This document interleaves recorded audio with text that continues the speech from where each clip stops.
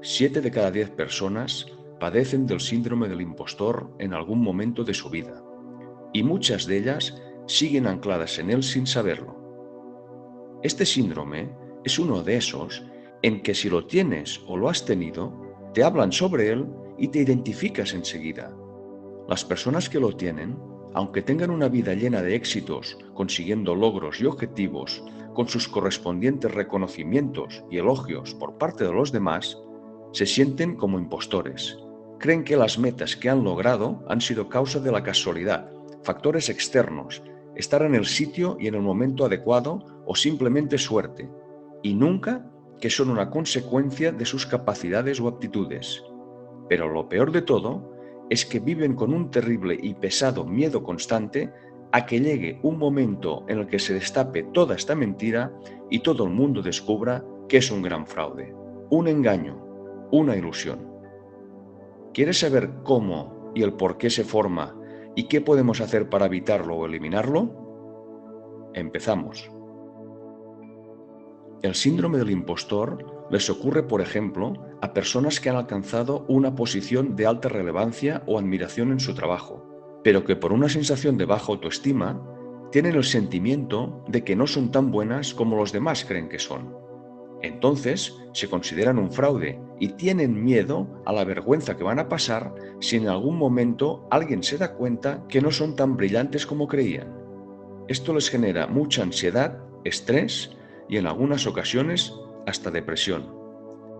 Son personas incapaces de reconocer sus propios logros, a pesar de tener indicadores externos que les dicen que son competentes, que lo están haciendo bien, están convencidos que en realidad son un fraude y que no merecen este éxito que han conseguido.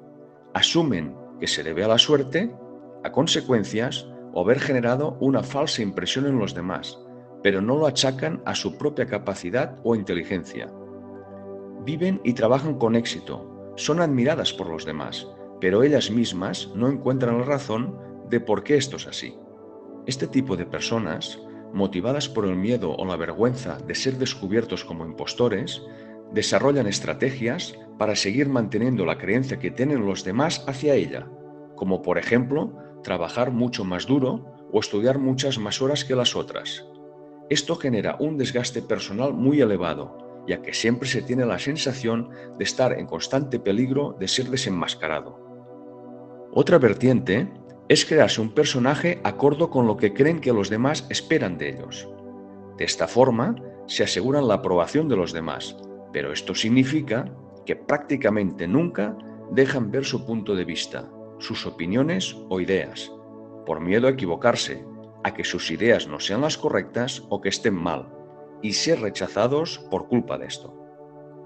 Todos tenemos alguno o algunos talentos innatos que nos salen solos y sin esfuerzo.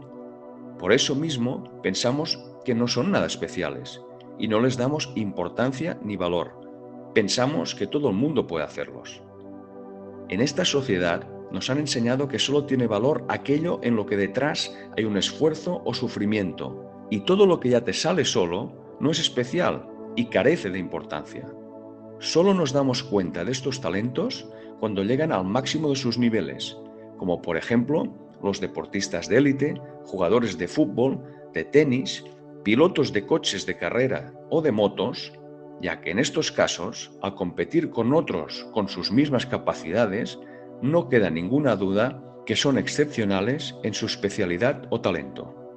Estos talentos, aunque sean innatos en cada uno de nosotros, los hemos trabajado también, porque sin querer, cuando una cosa se nos da bien, la utilizamos mucho más que otras que no se nos dan tan bien. Es por ello, las estamos trabajando y mejorando sin querer. Tú tienes el talento, pero también lo has mejorado por la práctica y el uso del mismo. Podemos dividir las personas que sufren de este síndrome en 5 grupos. Los perfeccionistas, los que nunca hacen algo lo suficientemente bien. Los individualistas, que temen pedir ayuda por si se demuestra que no valen. Los expertos, que estudian mucho, pero que en realidad sienten que están engañando a los demás y no saben tanto como cuentan. Los genios naturales, que se frustran si no resuelven un problema rápidamente, ya que se ponen metas u objetivos demasiado altos o difíciles de conseguir. Y luego los superhumanos, que quieren llegar tan alto que muchas veces dejan su salud mental por el camino. Vamos ahora a conocer cómo empieza en una persona el síndrome del impostor. Principalmente se genera mediante dos vertientes dentro del entorno familiar y dependiendo de cómo hayan sido criados. Una es tener un hermano o alguien muy cercano que desde siempre ha sido considerado y etiquetado como el inteligente dentro de la familia.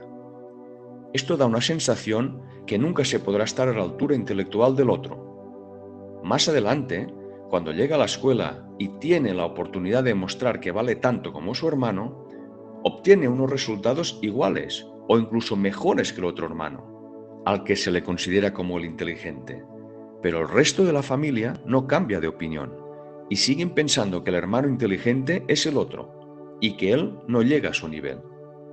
Al final, nuestro impostor empieza a pensar que su familia tiene razón y empieza a dudar de su propia inteligencia o su propia capacidad, pensando que todo lo que ha conseguido ha sido por suerte o por casualidad. Y es así como a esta persona le nace el síndrome del impostor. La otra vertiente es que a una persona desde pequeña se le haya dicho que es superior a las demás en cualquier materia, en inteligencia, en talento, en belleza, personalidad.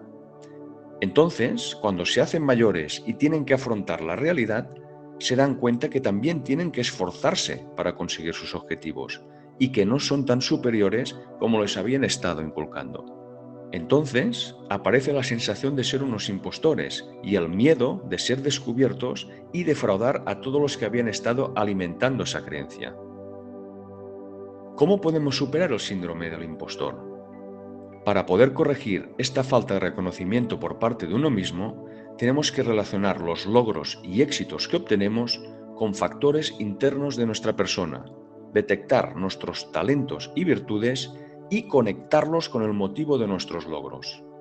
Por ejemplo, una persona que comunica muy bien y se ha posicionado alto en una empresa por este motivo, será así porque disfruta haciéndolo, porque tiene claridad de ideas, habla con calma y respeta las pausas, porque es directa y no se pierde en conceptos teóricos, y porque se adapta según la persona o personas que tenga delante.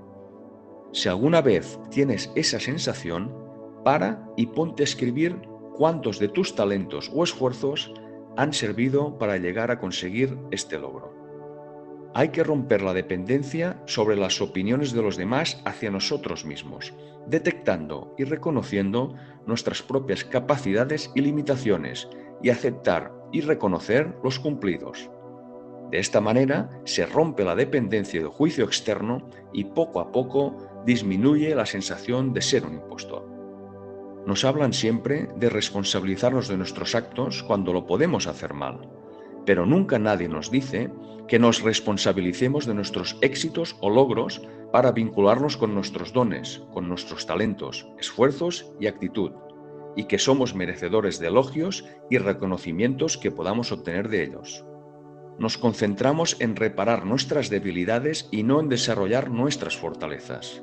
Fortalecer lo que te hace especial te hace crecer más que solucionar lo que te hace débil.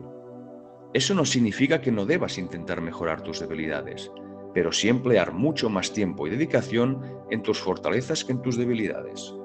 Si haces una lista de tus logros durante todos los días, tal como te indicaba en el anterior vídeo Planifica tu día a día, podrás apreciar todo lo importante que haces y darte cuenta del inmenso valor que tienes. Bien, me despido de vosotros en este vídeo y recordad que mañana seremos mejores personas que hoy y en consecuencia mucho más felices. Un abrazo.